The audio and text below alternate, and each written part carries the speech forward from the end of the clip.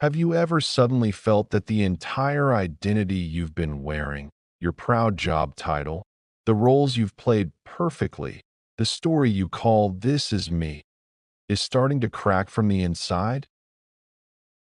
Not because you failed, not because you're weak, but because something deeper inside you is refusing to keep pretending. A soft whisper you can no longer ignore says, "Enough. We've worn this mask long enough." And in the middle of the fear that rises, fear of disappearing, fear of emptiness, fear of no longer being recognized, there is another breath that suddenly feels freer. As if, after decades of holding your breath just to stay safe, you're finally allowed to breathe deeply again. This is ego death. Not the end of you. It is the end of the false version of you, and the beginning of something far more real, far more alive, far more aligned with what your soul has been quietly orchestrating all along. If that feeling is echoing in your chest right now, this is the moment we walk together. Turn on the notification bell and join the Metasitta channel, not just to find a companion in a process that can feel so lonely, but to help grow a safe space for all the other souls going through the exact same thing. Let's hold each other's hands. We often hear the word ego thrown around. He has a big ego. Let go of the ego.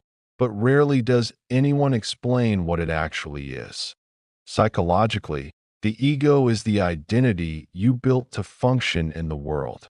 It's the I you think you are, a collection of stories, labels, roles, wounds, parental expectations, teacher praise, playground rejections, office awards, heartbreak failures, all stitched together into one coherent narrative called me. Carl Jung called the outermost layer the persona, the social mask we wear to be accepted, liked, safe. Behind the mask lies the shadow, all the parts of ourselves we reject because they don't fit the image we want to project. The ego clings to that mask for dear life, because to the ego the mask is the life raft. Without it, the ego fears it will drown. But here's what modern neuroscience is now revealing. The ego isn't only a psychological construct, it's a biological one. fMRI studies on long-term meditators, psilocybin therapy participants, and near-death experiencers all show the same thing.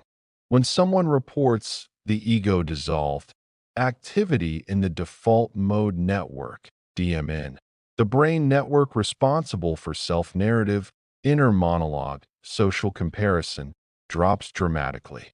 The same network that's hyperactive in depression and anxiety. The network that keeps repeating, "I'm not enough. I have to look good. I have to stay in control." When the ego begins to dissolve, through deep meditation, breath work, psychedelics, or a sudden spiritual crisis, it's not just a philosophical shift. It's a biological event. The brain loses its fixed narrator. And because the brain has been wired to equate identity with survival, it panics. The nervous system screams danger, heart racing, breath shallow, the feeling, "I'm going to die." But what dies isn't you. What dies is the false version of you. The persona is a complicated system of relations between individual consciousness and society. Fittingly enough, a kind of mask, designed on the one hand to make a definite impression upon others, and on the other to conceal the true nature of the individual. Carl G. Jung. When the emotional earthquake settles, something extraordinary begins. The brain doesn't collapse. It starts to heal. Research from Imperial College London and Johns Hopkins shows that after ego dissolution, connectivity between brain regions that were previously siloed skyrockets, a state called increased global integration or the entropic brain. The brain starts making brand new connections that were never possible before. Thinking becomes more fluid, more creative, more expansive. The prefrontal cortex, center of empathy, insight, emotional regulation, lights up. The amygdala, center of fear, quiets down. People report reductions in depression and anxiety that last for years after a single profound ego dissolution experience. They're no longer trapped in the loop of "I'm not enough" or "I have to look good." They begin to feel a larger presence behind the thoughts, what Jung called the self with a capital S, the wise, eternal, unharmed core of the soul. But here is the deepest question. If the ego dissolves, what's left? Who are you without your name, your story, your achievements, your wounds you've clutched as identity? An emptiness appears, not a barren void, but a fertile emptiness, like a huge room just cleared of old furniture. And in that room, the self begins to whisper. One does not become enlightened by imagining figures of light, but by making the darkness conscious. Carl G. Jung. Ego death is the doorway. Individuation is the long journey that begins after we walk through it. Jung warned, dismantling the ego without integration can be as dangerous as never dismantling it at all. We can fall into spiritual bypassing, claiming, "I've transcended the ego," while still avoiding wounds and responsibility. Or we can slip into derealization, feeling too empty to return to real life. Integration is the sacred middle path. We don't crawl back into the old ego, but we don't escape into the clouds either. We build a new bridge between the newly opened inner world and the still messy outer world. Neuroplasticity gives us biological hope. After a major disruption of old neural patterns, the brain becomes highly malleable. If we support the process with conscious practices, mindfulness, therapy, creativity, authentic relationships, healthier, wider, more loving patterns can form.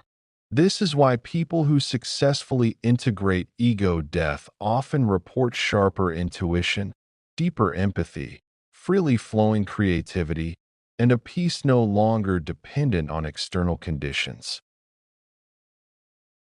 After ego death, body and soul need gentle yet firm paths back home, not back to the old self, but home to a more whole, more alive, more aligned version. These four tools are not mere techniques. They are loving rituals that teach the nervous system, the mind, and the soul. It is now safe to be real. 1. Somatic grounding the body is the anchor. After ego death, the nervous system is often overwhelmed. Give the body what it needs: shaking, trembling, dancing, intense breath work, cold showers, barefoot walks on earth.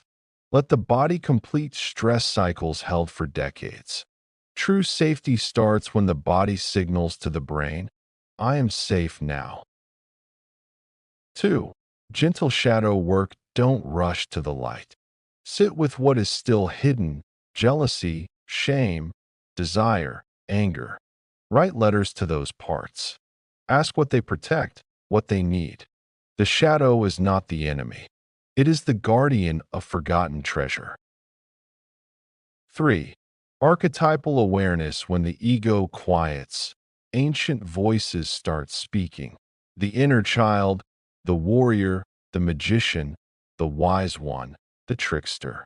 Don't be afraid. They are not intrusions. They are the cast of the soul's transforming play. Invite them to speak. Ask what they want to tell you. 4.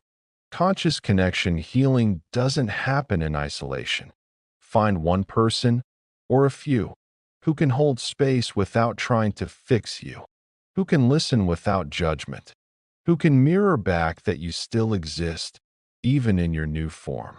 Our nervous systems heal through co-regulation, through the calm, loving presence of another. The meeting of two personalities is like the contact of two chemical substances. If there is any reaction, both are transformed. Carl G. Jung.